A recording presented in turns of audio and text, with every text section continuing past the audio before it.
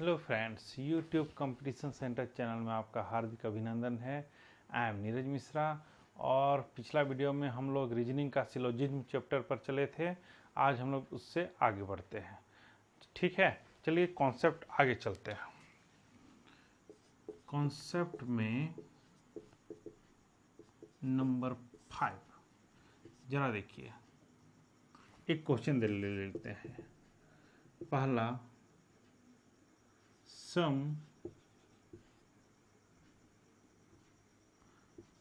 A R B all B is C।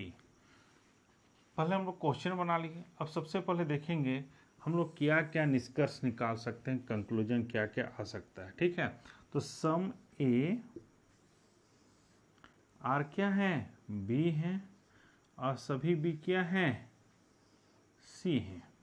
ठीक है, अब यहाँ पे देखिए A का कुछ घर का हिस्सा B के कुछ घर के हिस्से से जुड़े हुए हैं ना, एक दूसरे को ओवरलैप कर रहे हैं। तो कुछ A क्या है, B है, और जितना सारा B है सभी क्या है, C है। तो हम लोग क्या क्या निष्कर्ष निकाल सकते हैं, सुजरा देखिए। इसी का आंसर हम यहाँ लिखते हैं। पहला क्या निकल सकता है, सम A R B, वो तो स्टेटमेंट में ही है। तो सम A R B, ये निष्कर्ष नहीं निकलेगा क्योंकि ये स्टेटमेंट में ही शामिल हो चुका है, इसलिए इसको निष्कर्ष में शामिल नहीं करेंगे। दूसरा, ठीक है, सम B R C, देखिए ऊपर से नीचे जब भी जाएंगे सम का केस जरूर होता है और ऑल का केस जरूर होता है। तो सम B R C बिल्कुल होगा। तीसरा, ऑल बी आर सी हो, ऑल बी इज सी हो सकते हैं, क्योंकि यहाँ तो पहले ही आ चुका है ऑलरेडी स्टेटमेंट में। जो चीज स्टेटमेंट में आ चुका होता है उसे कंक्लूजन में शामिल कदापि नहीं करते। फिर आगे क्या लिख सकते हैं, ये होगा या नहीं होगा सोचते हैं। सम सी आर ए, और चौथा सम ए आर सी। अब बताइए, जो मेन क्वेश्चन है वो यहाँ पे है, ये होगा या नहीं होगा, जरा सोच के बताइए। सोच लिए, कुछ ए, ठीक है, कुछ सी क्या है, ए है, होंगे ना। देखिए सी का कुछ भाग ए का घर को छुआ है, इसलिए ये बिल्कुल सही होगा।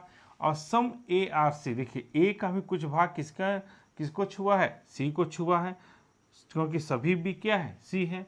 तो देखिए इस तरह के जब भी क्वेश्चन आएंगे आप जरूर देखिएगा कि ये जो है ये भाग किसके अधीन में, इसके अधीन में है। तो इसका जितना हिस्सा वो किसके अधीन में होगा, इसके अधीन में होगा, मतलब सी के अधीन में होगा। ठीक है, अगर आप इसको बोले ऐसे, राम, कुछ राम क्या है, श्याम है, और सभी श्याम क्या हैं, आम है।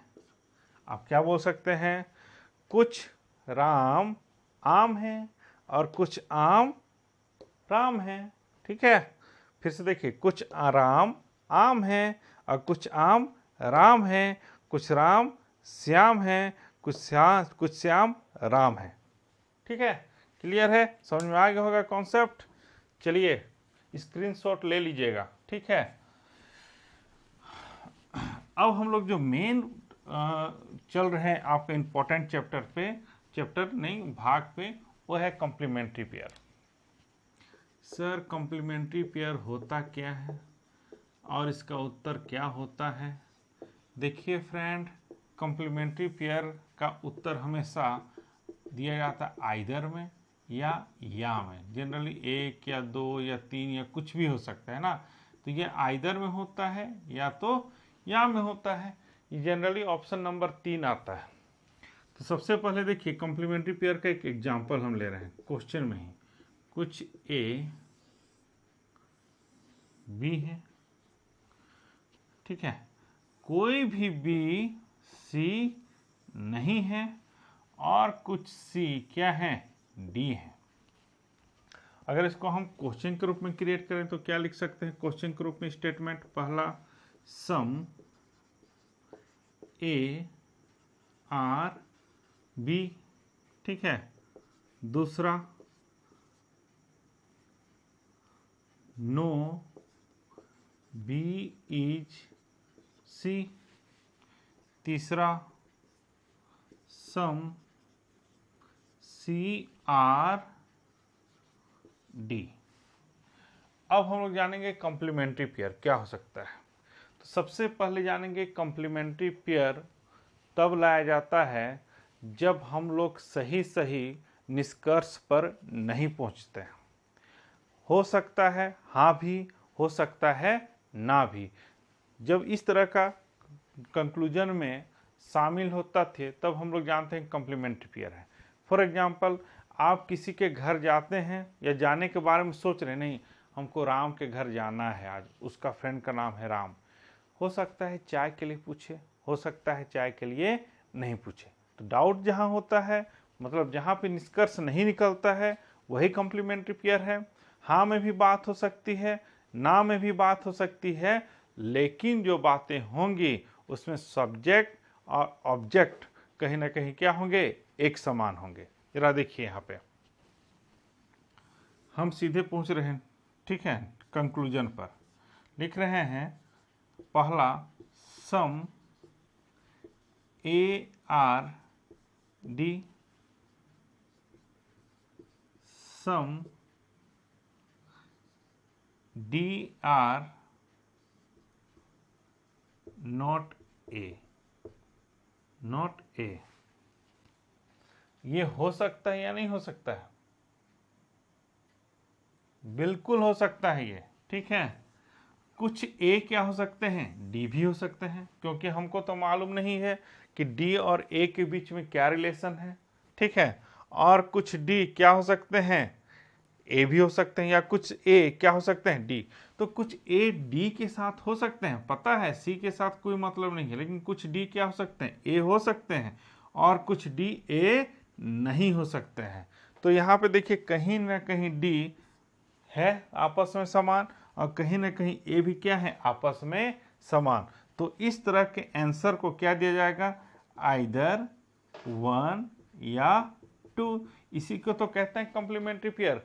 आप जब भी क्वेश्चन बनाएं, जहां देखिए आइदर का केस या का केस, आप सिर्फ देखने का कोशिश करें कि इसका सब्जेक्ट और इसका ऑब्जेक्ट कहीं ना कहीं दूसरे के सब्जेक्ट या ऑब्जेक्ट में शामिल है या नहीं, है ना। स्थान कुछ भी हो सकता है, लेकिन सब्जेक्ट और ऑब्जेक्ट क्या होना चाहिए, कॉमन होना चाहिए, ठीक है। अगला एग्जांपल एक और चलते हैं, स्क्रीनशॉट ले लीजिए।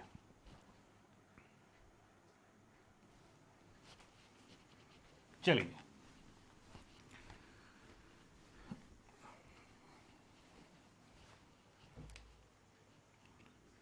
सभी ए क्या है, बी, कोई भी बी सी नहीं है, और कुछ सी क्या है, डी है।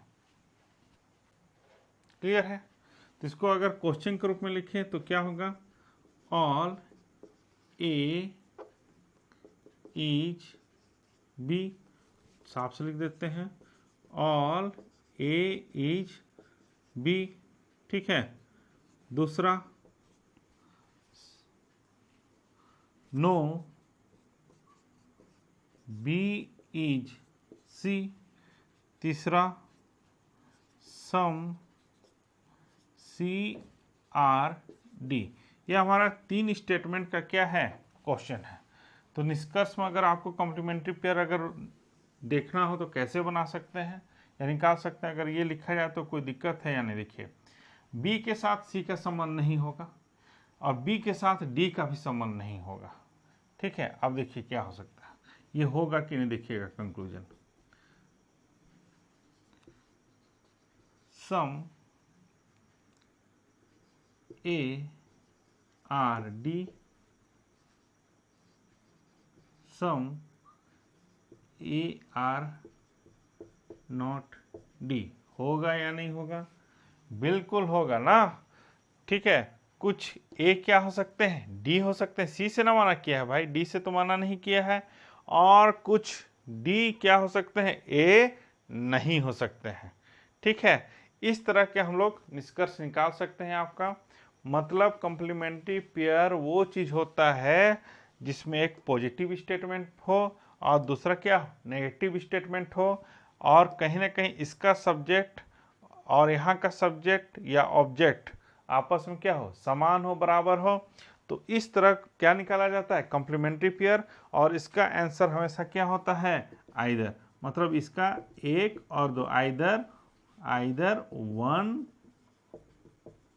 और 2 होगा आंसर। ठीक है, तो कुल मिलाकर ये चैप्टर को ख़त्म करते हैं कॉम्प्लीमेंट्री पेयर का। कॉम्प्लीमेंट्री पेयर हमेशा रॉन्गफुल कंक्लूजन में निकाला जाता है, अर्थात जिसके बारे में आप सही सही निष्कर्ष नहीं निकालते हैं। कॉम्प्लीमेंट्री पेयर का एक स्टेटमेंट पॉजिटिव होना चाहिए, देखिए यहाँ पॉजिटिव है, और दूसरा स्टेटमेंट क्या होना चाहिए, नेगेटिव होना चाहिए। तीसरा बात, कहीं ना कहीं एक स्टेटमेंट का सब्जेक्ट, देखिए ए है सब्जेक्ट और ऑब्जेक्ट, दूसरे स्टेटमेंट में शामिल हो सब्जेक्ट या ऑब्जेक्ट कोई भी जगह। ठीक है, मतलब कॉमन होना चाहिए सब्जेक्ट और ऑब्जेक्ट, भले उसका स्थान अलग अलग क्यों ना हो। तो इसी को क्या कहते हैं, कॉम्प्लीमेंट्री पेयर। उम्मीद करते हैं कॉम्प्लीमेंट्री पेयर आप समझ गए होंगे। अगर समझ गए तो ज़्यादा से ज़्यादा प्रैक्टिस कीजिए, और जो क्वेश्चन समझ में नहीं आता है कमेंट बॉक्स में लिखें। ठीक है, आज के लिए इतना ही रखते हैं। कल हम लोग पॉसिबिलिटी केस के बारे में पढ़ाई करते हैं, और हम आपका कुछ पीडीएफ बना के, ठीक है, सब डिस्क्रिप्शन बॉक्स के नीचे देंगे, उस क्वेश्चन को बनाइएगा, ठीक है, और हल कीजिएगा। Okay, thank you, good night.